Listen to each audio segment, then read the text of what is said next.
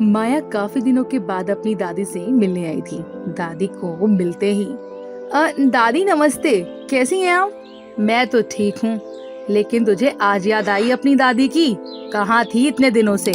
अरे नहीं नहीं दादी, याद तो रोज ही आती है, लेकिन काम में तो इतना फंसी हुई हूँ ना कि आपसे मिलने ही नहीं आ पाती। तभी माया के साथ आए सूट बूट पहने लड़के ने दादी को झुककर प्रणाम किया। तब दादी कहती हैं, खुश रहो बेटा। माया, ये लड़का कौन है? दादी, ये मेरे होने वाले पति हैं। कुछ दिनों पहले ही हमने शादी करने का फैसला लिया है। क्या, तुम्हारा पति? तब वहाँ बैठी हुई माया की बहन कहती है, क्या तुमने शादी करने का फैसला ले लिया? क्या सच में? हाँ सीमा, दादी मैंने आपकी सारी शर्त पूरी कर दी है। अब आपकी सारी प्रॉपर्टी मेरे नाम हो जानी चाहिए। क्यों, ठीक कह रही हूँ ना? मुझे नहीं लगता कि तुम सही कह रही हो। तुम्हारी शादी अभी हुई नहीं है। दादी की शर्त थी कि जिसकी शादी पहले होगी उसके नाम सारी प्रॉपर्टी होगी। सीमा, तुम तो चुप ही रहो। अब प्रॉपर्टी अपने हाथ से जाते देख तुम्हें जलन तो होगी ही।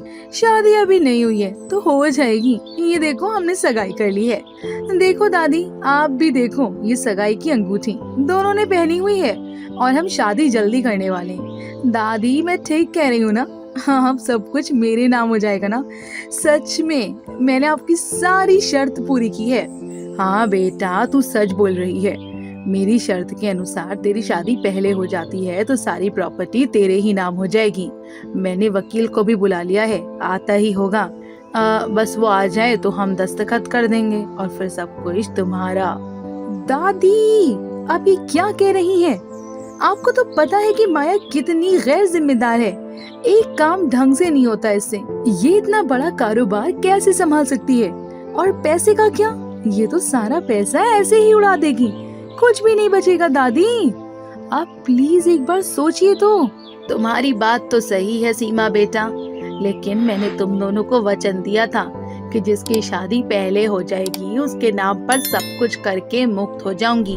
अब माया ने तो मेरी पूरी शर्त कर दी है, तो मुझे भी अपने वचन का पालन करना होगा।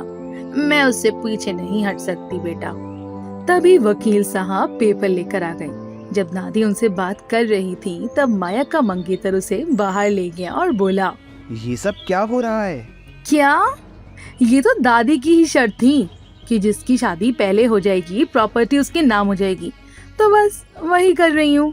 लेकिन ये तो गलत है। मैं तो आपका होने वाला पति भी नहीं हूँ। आप अपनी ही दादी से इतना बड़ा झूठ कैसे बोल सकती हैं? यार, तू अपना मुंह बंद नहीं रख सकता क्या? तुझे जितने पैसे दिए हैं तुझे वो सब वापस ले लूंगी, समझ गया? अब चल। वो दोनों अंदर आ गए। तब दादी माया के हाथ में जायदाद के पेपर रखते हुए कहती हैं, अरे ये लो माया, आज से हमारी सारी प्रॉपर्टी तुम्हारी और तुम्हारे होने वाले पति के नाम है। सीमा को कुछ भी नहीं मिलेगा क्योंकि इसने मेरी शर्त पूरी नहीं की है। सीमा मायूस होकर देख रही थी। तभी सीमा का होने वाला पति गिड़गिड़ाकर दादी से माफी मांगने लगा। मेम साहब, मुझे माफ कर दो। मैं कोई इनका होने वाला पति नहीं हूँ। मैं तो सड़क के किनारे बैठने वाला एक भिखारी हूँ। सीमा को ये बात सुनकर झटका लगा। फिर वो कहती है, क्या तुम एक भिखारी हो इतने अच्छे कपड़ों में? क्या बात है, सच सच बताओ मुझे। बताता हूँ। दरअसल कुछ देर पहले ये मैडम मेरे पास आई। माया अपनी गाड़ी से उतरकर सड़क के किनारे बैठे हुए एक भिखारी के पास आई। उसने भिखारी के कटोरों में नोटों का बंडल डाला और बोली, ये क्या कर रही है मैडम? माया ने फिर से कुछ बंडल और कटोरे में डाले। मैडम, ये सब क्या है? माया ने एक और बंडल उसके कटोरे में डाला और कहा, क्यों, ये कम लग रहे हैं क्या? मैडम, क्यों गरीब के साथ मजाक कर रही हो? इन सब पैसों के बदले ना तुझे मेरा एक काम करना होगा। नहीं नहीं, आप ये पैसे ले जाओ। मुझे आपके इरादे कुछ ठीक नहीं लग रहे। अरे मेरा काम किया ना तूने तो इसे डबल पैसे दूंगी। जिंदगी भर ऐश करता फिरेगा तू। चल, काम हो जाने के बाद तुझे इतने ही पैसे मिलेंगे जितने तुमने कभी सपने में भी नहीं सोचा होगा। पैसों का नाम सुनकर भिखारी तैयार हो गया और माया के साथ चला गया। माया ने कपड़े के एक बड़े से दुकान के सामने गाड़ी रोकी और भिखारी को सूट दिलवाया। फिर अच्छे से जूते खरीदकर भिखारी को बिल्कुल एक जेंटलमैन की तरह तैयार किया और फिर माया उससे कहती है, अरे वाह, क्या बात है। तेरा रूप तो बिल्कुल ही बदल गया। देख पैसे की ताकत। अब ये ले रिंग पहन ले। माया ने अपने पर्स से एक रिंग निकालकर भिखारी के हाथ में रख दी।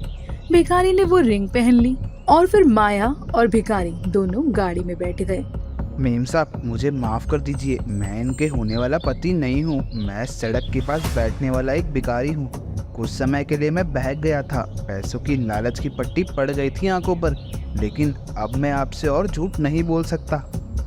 अरे बेटा, तुम माफी क्यों मांग रहे हो?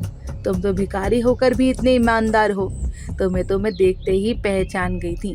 मैंने कई बार तुम्हें सड़क के किनारे देखा है। अरे मैं तो ये देख रही थी कि मेरी पोती पैसों के लिए और कितना गिर सकती है। दादी ने गुस्से में जायदाद के कागज माया के सामने ही फाड़ दिए और बोली, अरे ये ले तेरी प्रॉपर्टी। तू पैसों के लिए कितना झूठ बोल सकती है, ये तो मैंने कभी सोचा ही नहीं था। एक तू है और एक ये सीमा।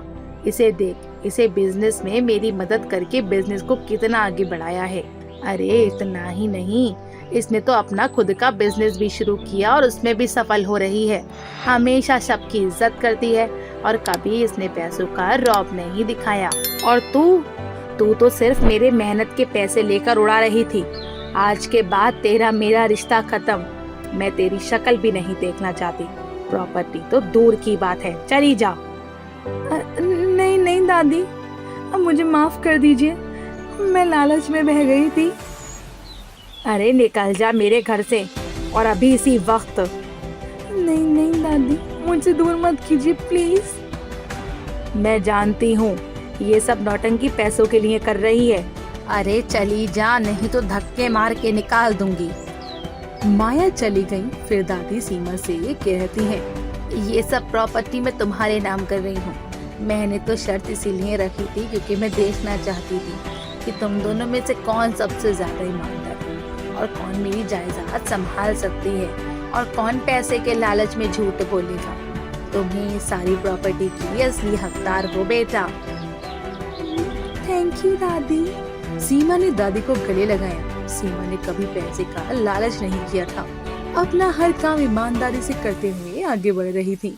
ये उसकी ईमानदारी का नतीजा था कि सारी प्रॉपर्टी उसके नाम हो गई और माया के लालच की वजह से सब कुछ उसके हाथ से निकल गया।